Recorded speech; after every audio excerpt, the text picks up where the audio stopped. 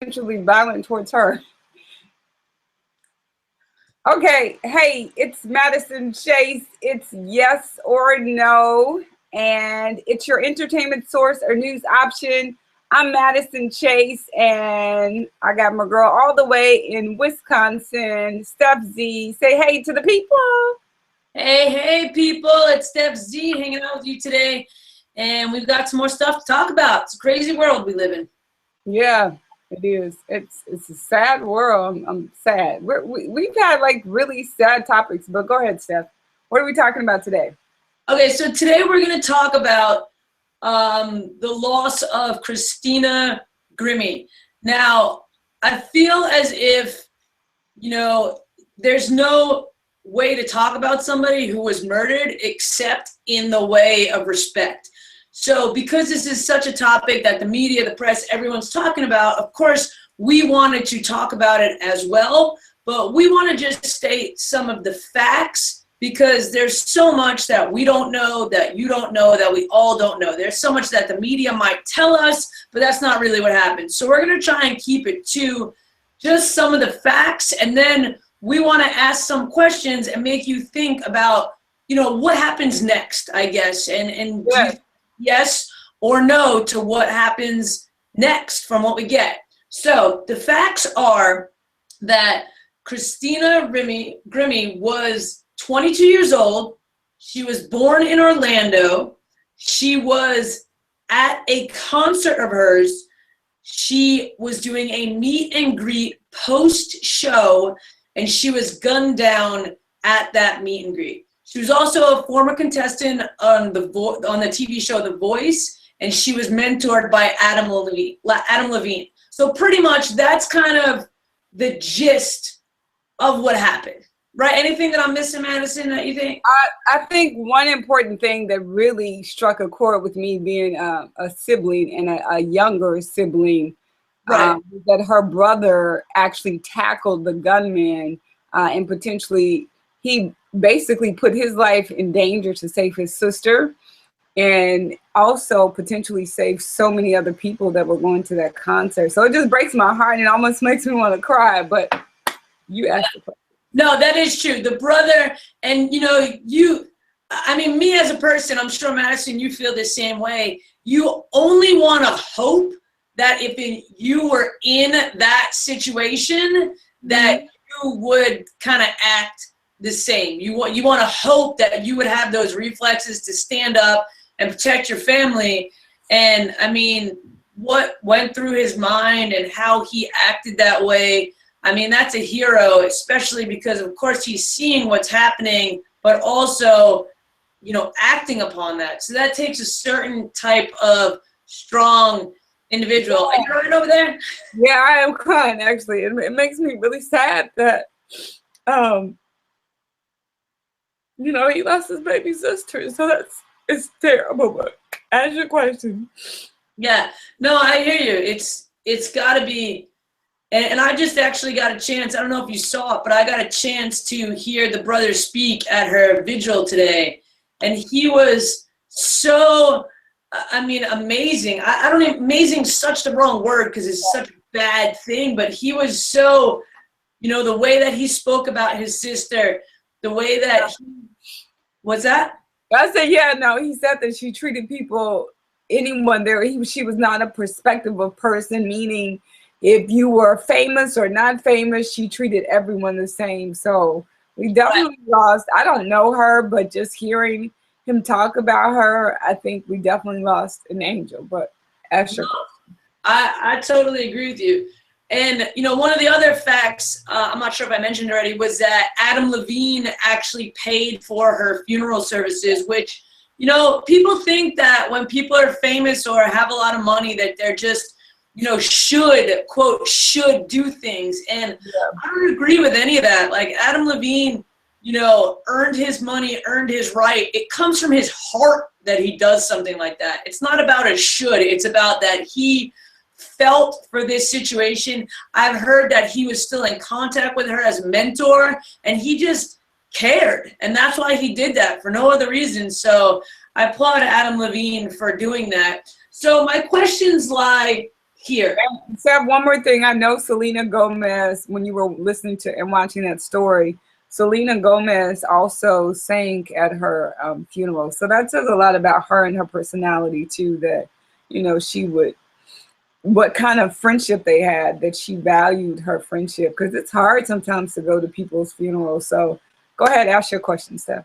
Yeah, and I also think that, you know, when you say what kind of people are they, a little glimpse into Christina is, you know, is what we can see of her brother. And the fact that at the vigil, her brother mentioned the other, you know, terrible act that happened in Orlando this weekend. Yeah. And saying like, this happened, and then the next morning I woke up to this happening, or the next day this happened, and he was just like, he was so almost poetic in the way he talked about everything. So that just kind of shows what she comes from, and a little bit of a glimpse into her and her heart as well.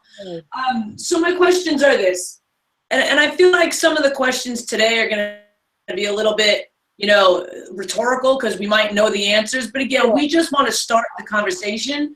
So my questions is, should facilities that don't have security measures like metal detectors be allowed to host celebrities, singers, events, period?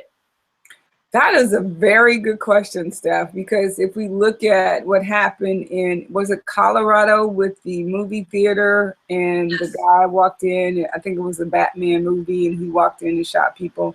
I mean, as much as I would hate to have to be patted down every time I went somewhere, I think the more and more things happen like this, because here's the thing we can't be sure of. We can't be sure of people's mental state and their mental capacity, you know, everywhere we go. It's one thing when you see someone who may be displaced on the street, then you could kind of get a feeling for, I know what I'm up against. But when you're in a place of, you know, going to a movie theater, or going to a concert, or going to a public place with your family and your friends, and you're going to enjoy yourself, the potential of things like this happening, we see from what happened at the Pulse Studio for the LGBT community, we see that happening. So I definitely think that that's something that we should look at this country, where we actually may have to start, you know, having people being patted down before they go to an entertainment venue like this. So yeah, I definitely think that we need to consider our security measures. So yeah, that's my short answer.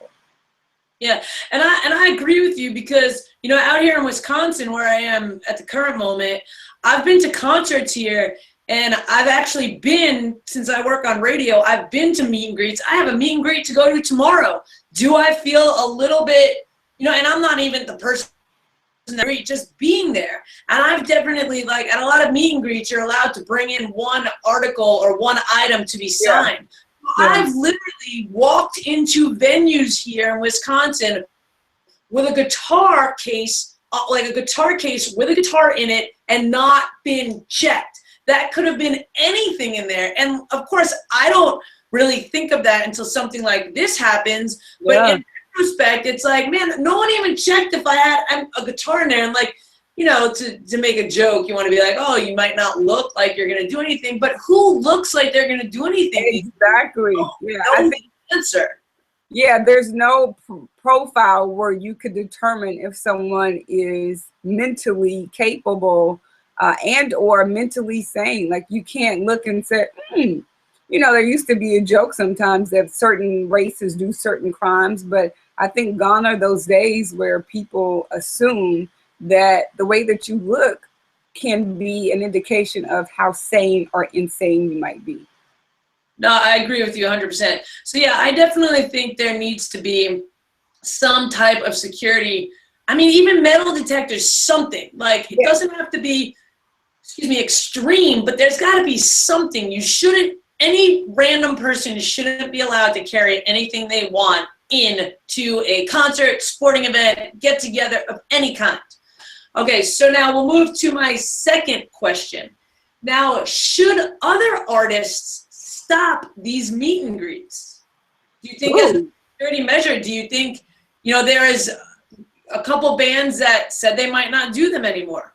Before this, Justin Bieber said he didn't want to do them because it was just draining. You know what I mean? Because this is somewhat affecting the artist, do we stop? I mean, I know one doesn't have anything to do with the other, but because this is the second time it's come up in the news and it's been such a drastic change, is this something like anyone, pretty much the way it works is anyone with money can buy a meet and greet ticket. So do we trust that?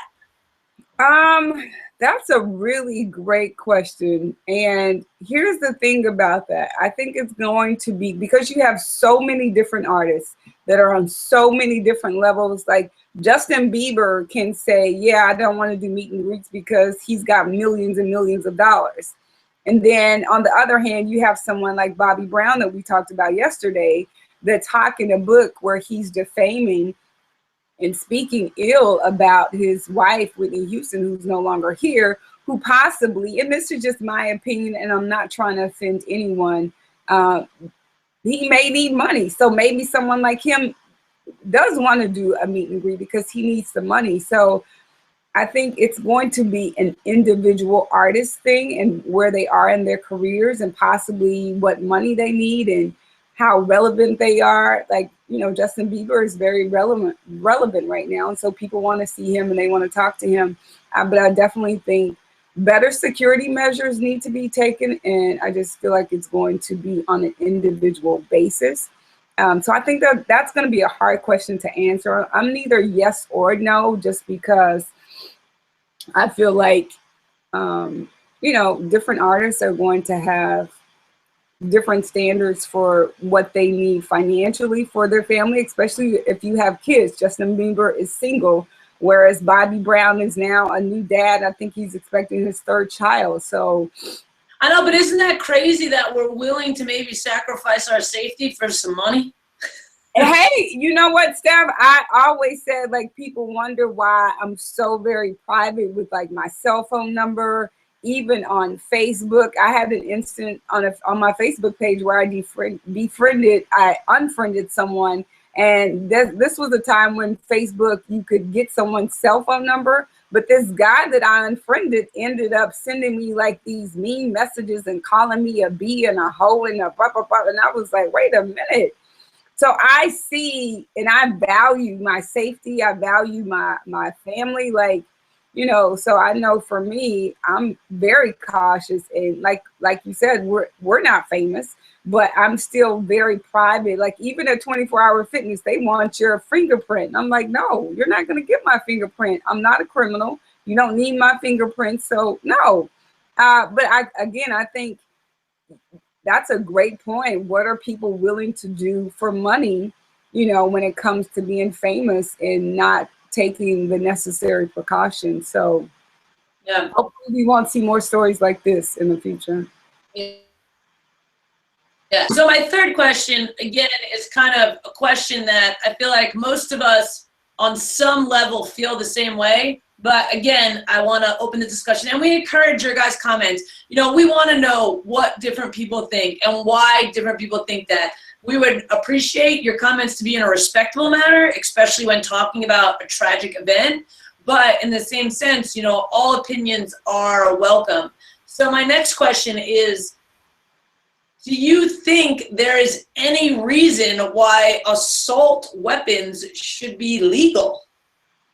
Man, here's the thing. There's so many conspiracy theories about guns and how they get into this country and how they get into the hands of people who are mentally not capable, who are mentally unstable. So that is a really hard question to answer because, when I just recently saw Straight Outta Compton and watching that film, have you seen it, Steph? I have seen it. Great film. Yeah. So when you look at kind of that history and, Eazy-E, may he rest in peace, when he talked about, some of the things that he was doing, and even Ice Cube, his character, talked about, not all black men in the hood sell narcotics and drugs, and he was a very smart guy. So they brought up some really good points in that film that in our African American communities across the country, we don't bring drugs into this country. We don't bring guns into this country. So how are they getting here? And, I think that's the bigger issue. Like, I know we're going to talk eventually about what happened in Orlando, Florida at the nightclub. Like, he had an AK-47. Like, that's a weapon of mass destruction. So I don't know the answer stuff, but I know it's disheartening that we have to keep talking about these stories, and families keep losing their children and their sisters and their siblings. It breaks my heart that, we don't live in a country where we're safe. And I'm going to ask one more question. I know we usually do 3, but I'm going to ask one more question because it just came up. Because, yeah, with the assault levels, I mean, this guy had multiple weapons that when he went to her, and it's just out of hand. Now, my question, my 4th question is, do you think we as a nation are becoming desensitized to these shootings because there's so many? You know what? I could adamantly say that we have become so desensitized to so many different things, to people's life, and having suggestions and comments. And I think that was one of the things that I struggled with when I used to do after shows, especially for reality shows. Like, me personally as a person, I don't know if I could do a reality show or a show that is demeaning, that's derogatory, where I'm talking about someone. So we've just become this society where we bully people with our words, and we don't value life. And because we don't value life, we also don't value someone's death, and being respectful of not only their death, but their life and their family and their friends and the people that love them. So, yeah, I think that was one of the things that I really was adamant about after Whitney Houston passed, was people were just so like, oh, she was the greatest this, she was the greatest that. I'm like, yeah, she was the greatest. She was a legend. She was so many things to so many people. But before that, she was someone's child. She was someone's wife. She was someone's mother. She was someone's sister. So those are the things that I think we tend to lose sight of when we're looking at people that are celebrities, that are famous. But at the end of the day, we're someone's family members, and someone loved us. And so I think that's the thing that typically doesn't resonate with people. If you've never lost someone, you never understand what that feeling of loss is, and you don't respect it, and we don't value it. All right, no, I'm agree with you. I feel like we've become very desensitized, where it's almost like, oh, there was another shooting today. Oh, this person got shot. Oh, this camera woman got shot. Oh, this singer got shot. Like, it's happened way too much. And I'm not sitting here trying to say I have the answers, because I don't. I'm just saying that the more people talk about it, maybe the answer will shake out of the conversation. So that's what we're trying to do here, create a space for a conversation to be started. Yes. So I think that was great. And my apologies for crying. It just really makes me very, very sad. Don't apologize for crying. Don't apologize for having a heart, girl. That's all good. That is all good. Yeah. So thank you guys for watching, and definitely, I think on the Whitney Houston story that we did a couple of days ago, I was very kind of torn between whether I wanted people to like the story, because I felt like, as much, and I actually watched the 2020 interview of Bobby Brown, and I saw some sadness, and I did see love, but I think if you love someone, you don't disrespect them. And so I asked people to like it. I think that's just because that's what we do on YouTube. But for that particular story, I don't care if you don't like it, because I really don't necessarily want people to buy his book. And I'm very adamant about that, because I feel like we buy into people's disrespect of each other. And to me, he's just being very disrespectful to his wife. So, yeah, definitely like this video, and please, please, please leave a comment, because this is not about just Steph and I sharing our opinions. This really is about us starting a conversation to hopefully one day create solutions so that things like this don't happen in the future. And so, to incite thought so that people will think, and even celebrities that, you know, may be still open to doing meet and greets when your safety and your life could be in danger. So I'm Madison Chase. You could find me on Twitter at Madison Chase Fit. And on my YouTube page, I'm One Mad Chase. And also I'll put all my other social media at the bottom of this. So thank you guys for watching, and definitely Jake Smith for always leaving comments. And I have a bunch of new subscribers on my YouTube page. So all of my new subscribers, I like to call you my YT fam. So that's my YouTube family. So thank you for being a part of my family and supporting. Go ahead, Steph, tell them where they can find you.